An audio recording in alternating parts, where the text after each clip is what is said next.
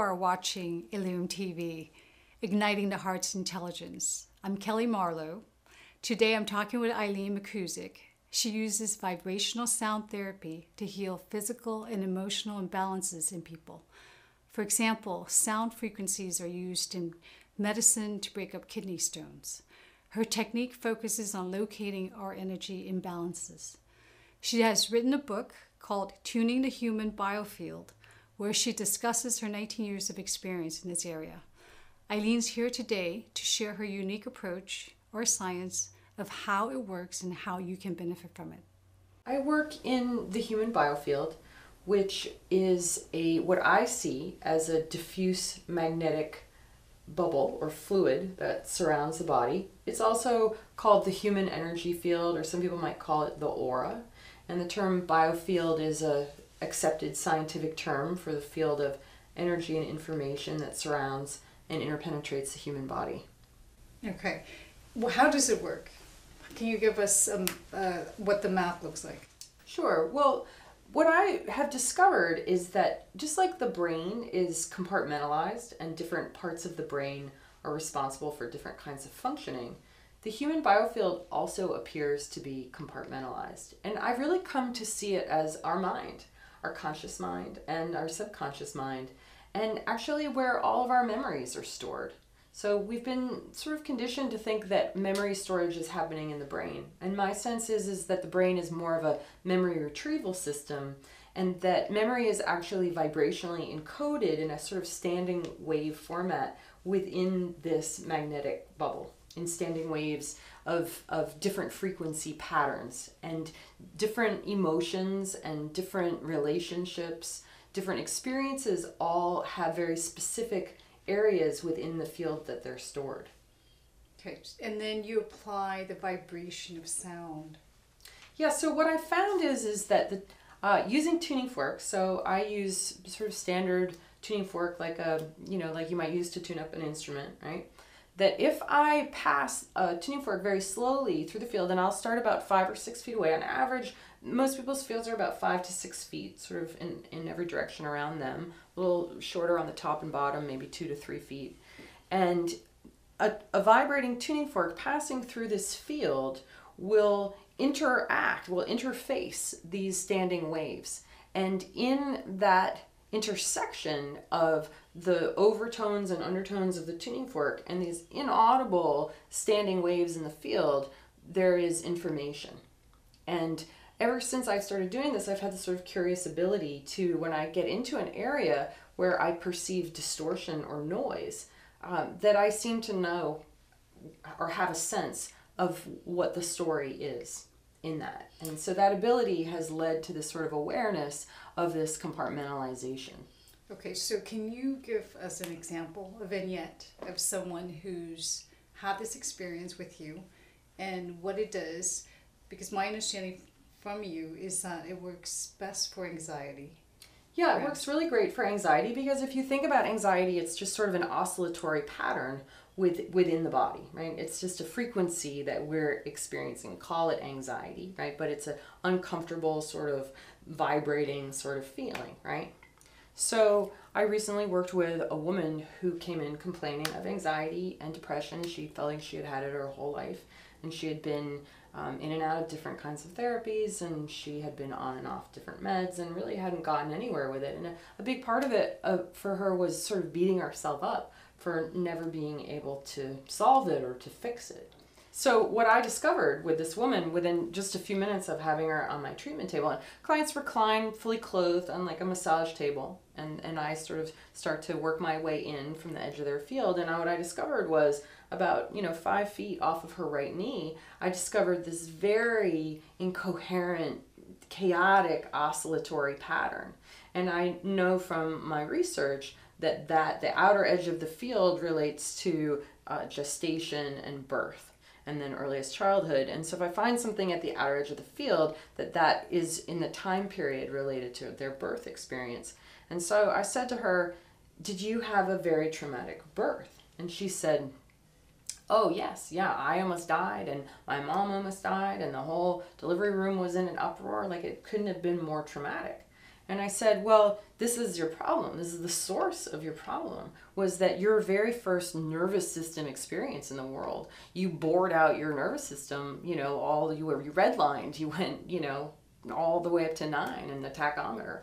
And now, ever since then, every time you've had a stress response, that's where you go, because energy flows along established pathways, and that was your first established pathway.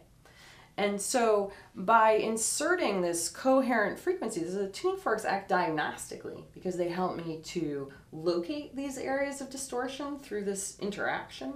But they also act therapeutically in that the body is always looking for an opportunity to correct itself, right? What I call your homeodynamic intelligence is constantly seeking to make use of inputs to keep everything functioning well. And so just like a musician without perfect pitch needs another musician maybe to give them an A, right, to find that A, and then they can tune themselves, their instrument to it. The human body is the same way. So when we insert a coherent frequency in an incoherent area, the body will use that opportunity to make adjustments and correct itself and bring itself into harmony, because that's what the body does. And that's what you do, though. And that's what I assist the body in doing. Yeah. And so I, was able to stay in that particular area until I could hear very clearly in the tone that it didn't sound nearly as chaotic anymore. And then also when we have traumatic experiences, it's almost as if our part of our energy gets stuck and left behind. There's a shamanic concept of soul retrieval, and this sort of notion that when we undergo some kind of trauma that we don't have the ability to integrate and to process, we sort of leave a bit of us behind in that trauma. And a shaman will journey with active imagination to find that lost bit of soul, that soul fragment, and then they bring it and they restore it to the body. And so this work very much does that. And what I find is that in these areas of trauma, historical trauma that are recorded in the field, not only is there this sort of pocket of incoherent noise, but there is also what seems like energy attached to that. And when it starts to resolve, the noise starts to resolve, it's almost as if that energy decouples from that area, and then the tuning fork acts like a comb or a broom, and I'm able to bring that energy back into the body. It's a very fascinating process because people almost always say that they feel lighter after it. So if you think of our soul as being light, and that we've sort of lost these bits of light, and when we bring them back in, in these heavy experiences, and we resolve those heavy experiences and then restore that energy, we feel lighter, brighter, clearer, more free, right? So this particular woman, when she came back for her second session, she said to me, I am experiencing about an 80% diminishment in anxiety since that first session. Not only am I feeling it a lot less, but when it does arise, I know where it came from. I'm not beating myself up for it anymore. Like, I've been able to completely forgive myself for having this lifetime experience that I've been blaming myself for, and it happened when I was born. And so that was a huge revelation for her to be able to free herself from the responsibility of it. And after 3 sessions, a few weeks after her last session, I got an email from her saying that her anxiety was completely gone. And not only was her anxiety completely gone, but she had actually also done some really powerful healing work with her father, because that was some of the other stuff that came up, was this very difficult relationship she'd had with her father and all the noise around that. And as we resolved that, she said her father called her out of the blue, and they had a very wonderful reconciliatory conversation. So, how many sessions on average does it take?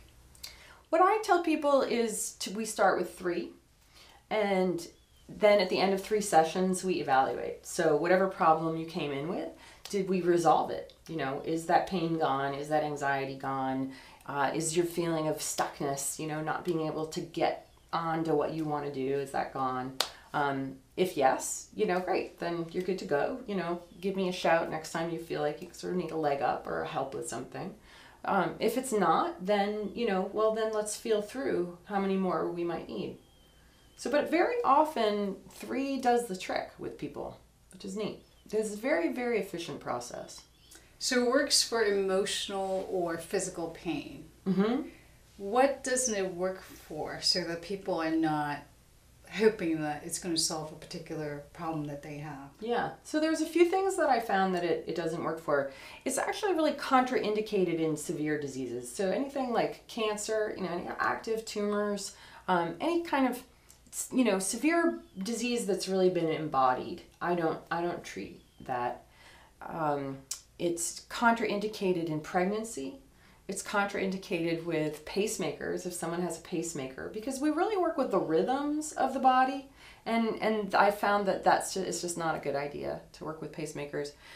As far as pain goes, if somebody has something like a torn rotator cuff or a torn meniscus or a pinched nerve, it won't work with that. But if what they're experiencing is a consequence of what we might call psychosomatic illness, so it's like patterns of tension arising from emotional or mental stressors, it works beautifully for that. So it's perfect for modern stress, anxiety, depression, but mild to moderate depression. Like, again, if it's severe depression, it's something that I don't treat. Would it work for fertility? I have treated several women with fertility issues who, I'm thinking of 3 that I know of right now, all of whom did become pregnant. Not immediately, but within 6 to 8 months. So a lot of what may be blocking a woman's ability to get pregnant could be psychosomatic as well. Well, psychosomatic, or, I'm thinking of one woman I treated recently who also had a really traumatic birth. And her mother almost died and, hemorrhaged horribly. And so her second chakra region was holding the record of her traumatic birth experience. And so the actual, her whole womb area had all kinds of noise and chaos energetically in it. Like, if I was a baby, I'm not sure I'd want to hang out in that. She'd had a number of miscarriages. And so we really worked to get that to quiet down. And what she noticed immediately was that her periods improved hugely. Like, the cramps, the bloating, the really severe issues that she was having with menstruation really relaxed a lot. And then I think within eight months or so, she was pregnant. And she was doing some other things as well. She started taking some herbs, and I think she did a little acupuncture. So, it was part of it. I wouldn't say that that the biofield tuning was absolutely responsible, but I think it played a role. It helped to bring awareness and for her to be able to relax and feel less stress, and that probably also helped quite a bit. Absolutely. You had described earlier in our conversation before the interview about people who tend to overwork or have a busy mind would feel in their right hip. And I'm sure there are many people out there who can really connect to this, this area of pain. And could you give us a sense from a visual map what people will be feeling if there's just dissonance in the energy field? Like, what would be on the right hip or left hip? Right, some of the different areas, different problems that people end up with. Well, so what I found is that different areas of our field become energized when we visit different states of mind. So if you're often in a state of mind where you're overthinking and overdoing and you're running to-do lists and you're feeling guilty because you're not productive and you can't put your feet up because you have to do this and you have to do that, then what happens is the structure and function of the right hip starts to break down. It creates an imbalance in that part of your energy field. So almost without exception, everybody that I've ever treated who's had right hip issues, whether it's arthritis or pain or sciatica, are almost without exception sort of guilt-driven overdoers who have a very hard time quieting their minds and resting their bodies. Left hip seems to relate more to frustration over not doing what you want to be doing. So you might, want to be getting up to do yoga in the morning, but you're lying in bed. Or you might want to be quitting your job and starting your own business, but you just keep thinking about it. I know for me, I have a tiny bit of left hip sciatica, and it only ever flares up when I'm folding laundry, because I'd rather be doing anything other than folding laundry. It's one of my least favorite things to do. My left hip starts bothering me. So I often find people with right shoulder issues have a tendency to say yes when they mean no, to put other people's needs ahead of their own.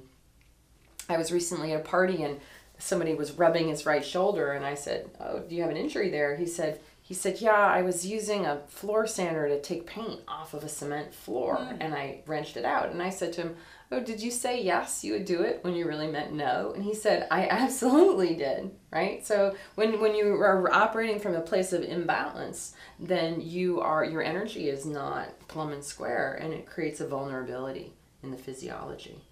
So the left side or the right side of the throat, or people experience pain in the neck, can relate to speaking and not being heard. So people who are fighting a lot or kind of yelling at their teenage kids and, feel like they're just never heard, I might as well be talking to a wall, this area will go out of balance. This side of the throat relates to that which we don't say or express. So you might be biting your tongue, holding back your opinion or your needs, and then it will start to accumulate there. Left shoulder in the back, right over the heart, that's an area where if you're around somebody who's really negative and you're kind of protecting yourself, you're protecting your heart against other people's negative energy. There's a kind of defensiveness there. And then coming more into the front of the shoulder, this is sadness, grief, and loss. That seems to affect here. So those are just, some of the places. Right knee relates to obstacles moving forward. So if you're trying to move forward with something and you're being blocked, whether it's because you don't have the resources or because you have a self-limiting belief, because someone is in your way, then very often the right knee will start to give you trouble. So that's what I call the biofield anatomy map, and this sort of discovery that different parts of our bodies and our fields relate to very specific states of mind, and then the consequent memories, because it all gets sort of laid down as we're experiencing it. And that's how it works in terms of you then are able to pick up whether it's the right knee, the right hip, that's then creating these sound waves, right? That are sending messages almost saying there's something that needs to be worked on here. Yeah, exactly. The tuning fork will get into that area, and there'll either be a sense of like encountering density, like if you energize a particular state of mind over and over and over again, you're going to build up the magnetic field in that particular area. And it actually has mass, like there's a density to that. Like when I teach people how to do this work, they're universally surprised and delighted. The first time they get their hands on the fork and they start moving in towards the body, and they encounter a sense of resistance, like they're hitting a wall. Because, when we have a traumatic experience, that bit of self gets left behind, and it actually has a substance to it. And with the tuning forks, if you move slowly and carefully, you hit it. You find these densities, and you also hear the distortion. Fascinating. We will continue this interview in the part 2 of this 2-part series next time. Thank you.